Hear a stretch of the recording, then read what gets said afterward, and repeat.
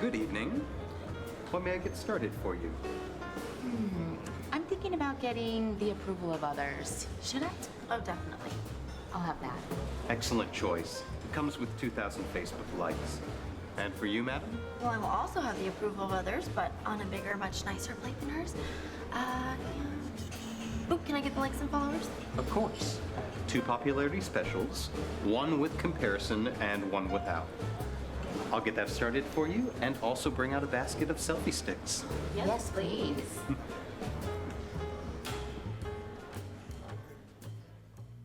Good evening. How are you all doing today? We're hot, a little hot, right? Although I'm still told I've only had mild summers in Texas, but we shall see. It doesn't feel that way. So if you are here, we are beginning a new series this week on how important it is to make good choices, right? And I think as some of us are sort of beginning fall is a lot of time a new beginning, right? A new start for many of us. It's a good rhythm as we kind of enter into the end of summer, hopefully the end of summer, from my lips to God's ears, with the weather anyway, not vacations.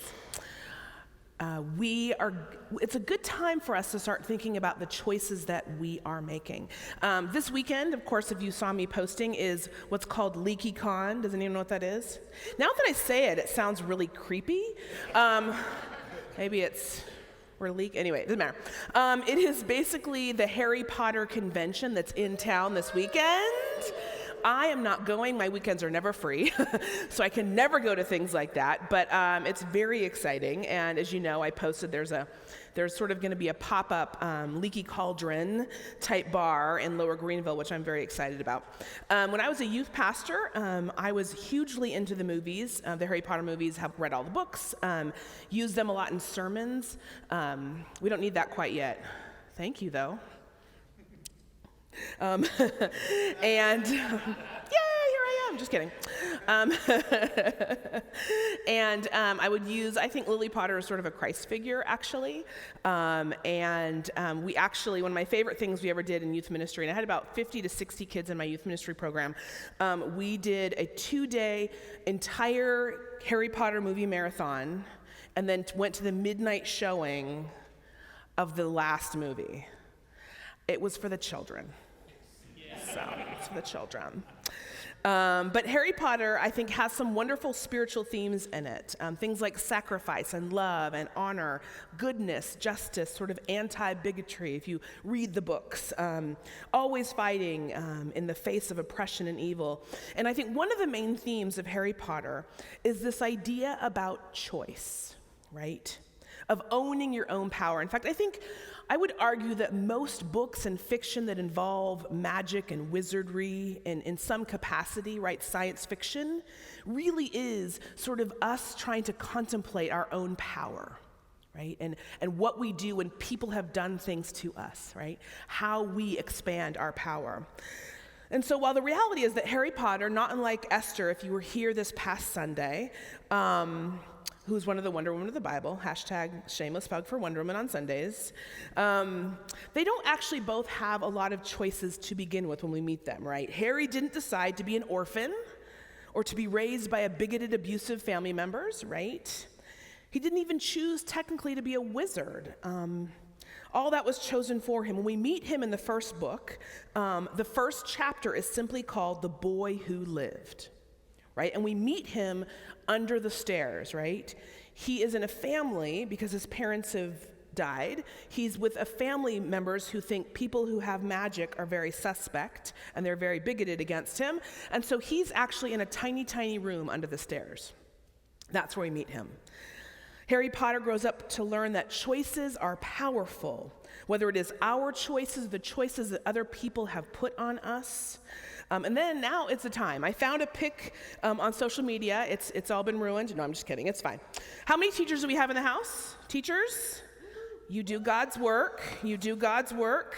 One of the things I miss about teaching is there are creative bulletin boards to be done, right? I loved doing bulletin boards. I think they were so fun. So there's a picture of a bulletin board that I saw going around you. We'll leave it up for a little bit. I thought it was so appropriate for tonight, right, for adults. This is the Harry Potter themed one. It says Hogwarts at the top in those colorful letters. Anyone know what Hogwarts is? School of Witchcraft and Wizardry, 10 points to Gryffindor. Good job.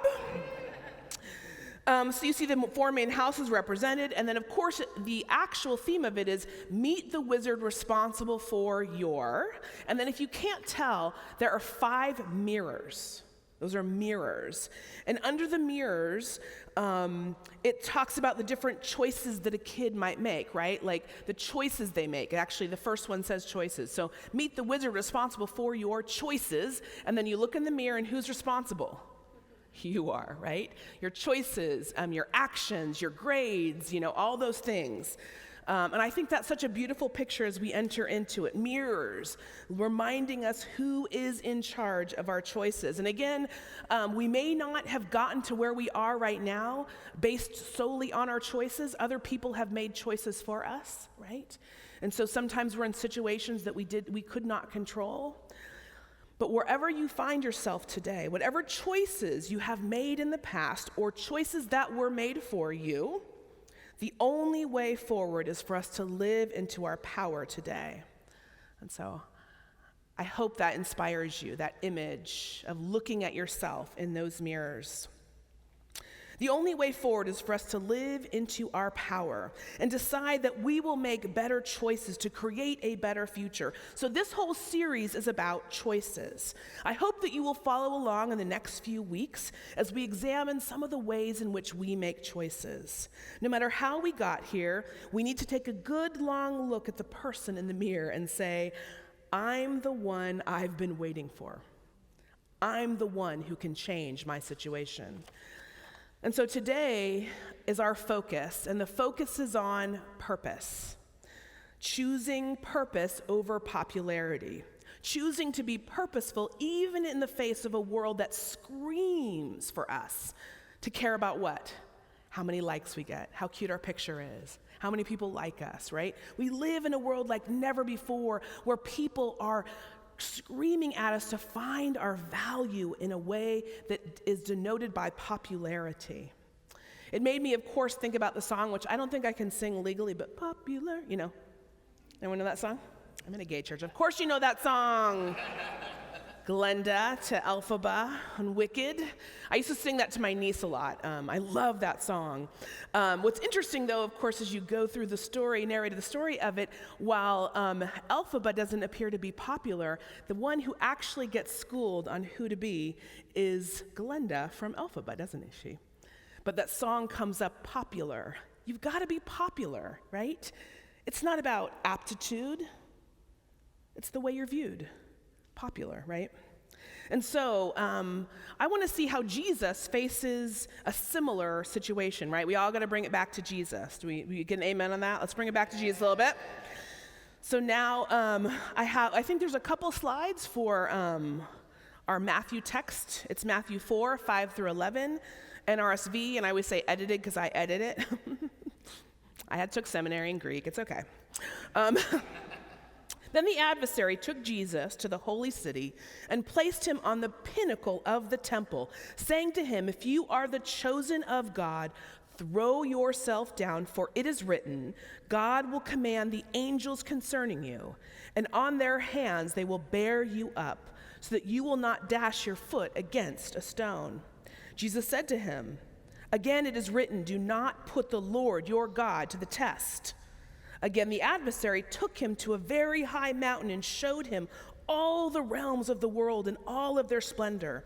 And he said to Jesus, "All these I will give you if you will fall down and worship me." Jesus said to him, "Away with you, adversary, for it is written, worship the Lord your God and serve only the Holy One." Then the adversary left Jesus, and suddenly angels came and waited on him. So this should be sort of familiar with you. This is the temptations passage, right? Before Jesus begins his ministry, he is driven out into the desert where he remains for, does anyone know? 40 days, 10 points to Gryffindor. So Jesus is tempted, and these two temptations, there's 3, but I cut it short, you're welcome. These 2 temptations are about being popular and powerful. About being popular and powerful. To do something spectacular. Jesus is basically asked, do something spectacular, right? Do something amazing. So these last two temptations tell us a little bit about who Jesus is and what Jesus' purpose is, right? He could withstand these temptations because he knew what his purpose was. The very fact that he passes on these temptations tells us two important things about Jesus' ministry, right? Number one, his ministry wasn't to make everybody like him and do flashy things. And he wasn't supposed to wield power for selfish gain. And those are two very important things to know about someone that we follow and worship, right? These are things that are unselfish and beautiful and ways in which we want to emulate, right? Rather, his purpose, of course, as we know, was to redeem the entire world through love. Very small purpose, right? The entire world, right? Yes, that's a big purpose, and it's probably not our purpose, so don't get overwhelmed. I'm not saying that's your purpose tonight, to save the whole world through love. Maybe your piece of world, but we can get back to that.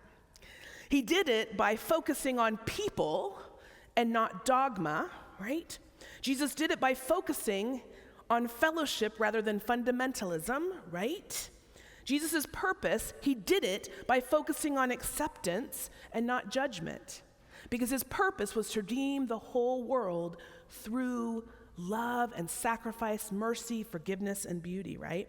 He was purposeful and not as concerned about being popular, at least with those in power, the religious leaders, et cetera, right? And here's a couple things I want to say about popularity, particularly because I think it so has infected our society. And it's so a part of our makeup and how we are kind of in this culture. And I think popularity can be like anything. It can be good and bad, but there are some bad parts to it, and here's some of them that I think are true. I think popularity is a little bit dangerous to our health. It makes us beholden to external cues rather than internal choices. So popularity forces us external, which causes for many people great anxiety, right? Because you can't always read what someone thinks about you. That means I'm like looking and going, so is that a frown? Are you not liking the sermon? Oh, I don't know what to do now. Popularity also is relentless, right? Sure. And this is the joke. I was actually going to use this. My sermon last Sunday was pretty good. Who was here for Esther? I think I rocked it a little. My sermon was pretty good, right? You know, it was popular. So for a couple days, I got some emails, and people were like, that's really good. But what if tonight's sermon stinks? Which it may be doing. I don't know. Then I've only had 3 days of this joy, and now I'm like, wah, wah, right? If I preach just to be popular, right? I am searching out for something that I cannot control and that will never make me happy. I preach because God has placed me here. I preach because you all need to hear that the love of God is true and real in your life. I preach because I took a little school, I play with the scriptures, and I have a little fun. I preach because I am here and called for a purpose, right? And so I can't just rely on externals, because sometimes sermons are going to mess with you and they're not going to be fun and they're not always going to be popular, right? Popularity is also fickle and frustrating because we can't control it. Ooh, don't we want to control the world? Who wants to really control the world? There's sometimes where I think if just everyone did what I said, the world would be a better place, right? But if we're not careful, popularity can control us. And that's the danger. It's not unlike being sort of ruled by our emotions, right? I think we can agree that we are living in interesting times, particularly in talking about people's healthy emotions. Can we all agree on that? Like, there's some anger going around, there's some misplaced emotions happening, which is why focusing on purpose and choices, I think, is so key for us to avoid those traps and to move forward. I've said it before from this place, this chancel, and I will say it again and again till you all believe it. I say it because I need to hear it. Emotions are simply data, right? Emotions tell us what's going on inside of us. Emotions tell us what we value and we care about, what hurts us, what matters to us, right? They tell us those things. And we live in a society now that I think lashes out at that thing that made us have an emotion, right? I get angry at that post, and that person who did that post rather than saying, why am I angry? What about me can learn from this? Am I angry because they're right and I need to learn something and that's never fun to hear? Am I angry because they're wrong and totally off base and so maybe I don't need to waste emotions on it, right? Why am I letting all these external things take my time and energy, right? So having a purpose helps keep us from overreacting or being distracted by experiences that can derail us from our good energy, right? It also helps get us through painful experiences. So when we have a purpose, we know that pain will come because the world is imperfect and people will hurt us and life will happen and we will make mistakes. But if we have a purpose, we can experience it for a time and go, but I gotta go there. I see the light at the end of this tunnel and I'm keeping my eye on the light at the end of this tunnel. It's also empowering to have a purpose, right? Whereas popularity can come between people and cause competition, maybe. Anyone? No competition here? A common vision or purpose can unite people, right? So I don't think purpose is just for us as individuals. Purpose and mission is what our church is about as well. And when we unite on those things, we maybe worry a little bit less about how big the bulletin is or where the piano is, right? Right? We have a purpose and a vision and a mission. And maybe it gives us clarity, right? And maybe less needful of the approval of others. So the first thing you need to do, the hard work of transforming from popularity focused to purpose focused, is you need to find your purpose, okay? Now I know that sometimes preachers at this point might hold up a cup, right, and say, what is the purpose of this cup? Is to hold things, right? And we don't want to not use it for its purpose. Who's had that? Who's had that used? Like an inanimate object, right? Like this is the purpose of it. Let's use the purpose of it. And I think we're actually far more complex than animate objects because I actually think a cup can be used by a child to create a sandcastle, right? Upside down. We are complex. And so there's no way for me to tell you what your purpose is. And if you're here for me to do that, I'm so sorry. People are leaving right now. Bye. No. Right? So, purpose. Here are some things I know that are true about purpose.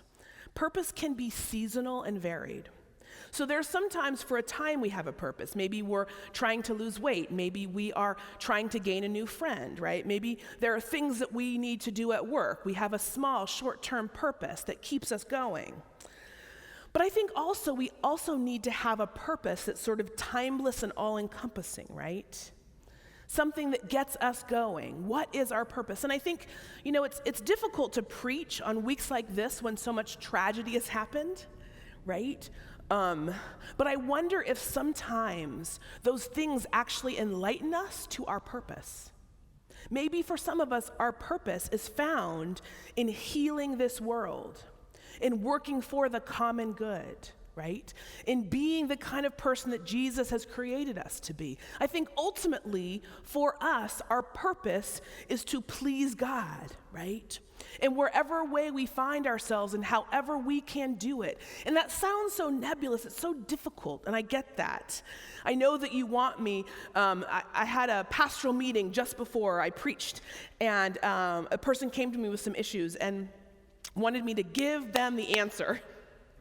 I was like, if I could give you all the answers, man, I would be richer. I would be working probably somewhere else, no offense, right? If I immediately knew all the answers. But what I do know is that without purpose, your life lacks focus. And when your life lacks focus, you get pulled here and there, and you don't end up doing the actual things you want to do. Right? So people can't give you your purpose, right? That's a third thing you should know, right? Purpose can be seasonal and varied, small things. Purpose can be timeless and eternal, all-encompassing. Hopefully we have some of that in here as you're a Christian, right? People cannot give you your purpose, but people may help you discern your purpose, right? So hopefully you have some friends that you can say, gosh, I don't know what my purpose is right now. What do you think is going on for me? Here's some things, and you can kind of run them by people, right? Maybe a less overwhelming way to think of this is having a purpose provides you with a plan. It helps you with a plan or a map, right? You both need your destination and the way, right? We have a map because there's a destination, but without the destination, you can't create a map. But a map with no destination, well, that's kind of a cool secret movie, but that's a different thing. National Treasure? No. That's how we get to where we're going, those little steps, which is why the first disciples called following Jesus. You know that people in the ancient world that followed Jesus were not called Christians, not for like a long time. They were called followers of, does anyone know? The way, right? The way. They were followers of the way. And anyone who's in recovery, and I know that we have people in our community that are in recovery, knows that that singular focus on your health, right? That singular focus on getting well, and a plan to implement that focus, the steps you need to take, and having a community that supports you is how you succeed, isn't it? How you succeed. And so even for people in recovery know that, the truth is we are all recovering from something. Can I get an amen? Like a bigger amen? We are all recovering from something.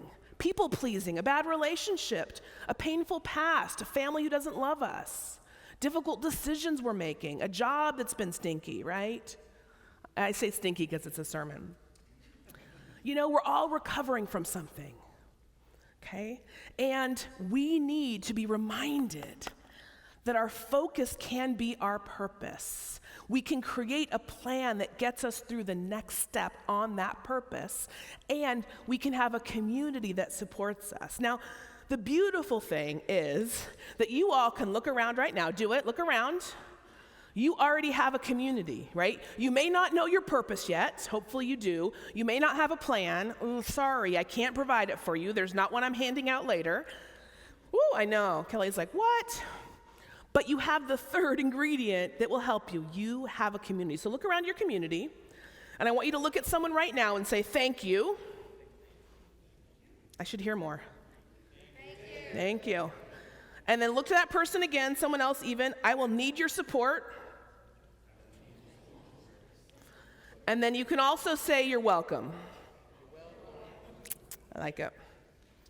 So now comes the part where you maybe spend some time in the next few weeks discerning the next chapter in your life, where this sermon series will take you through some choices, some ways in which you can create the life that you've always wanted. And the beautiful thing is that can start right now.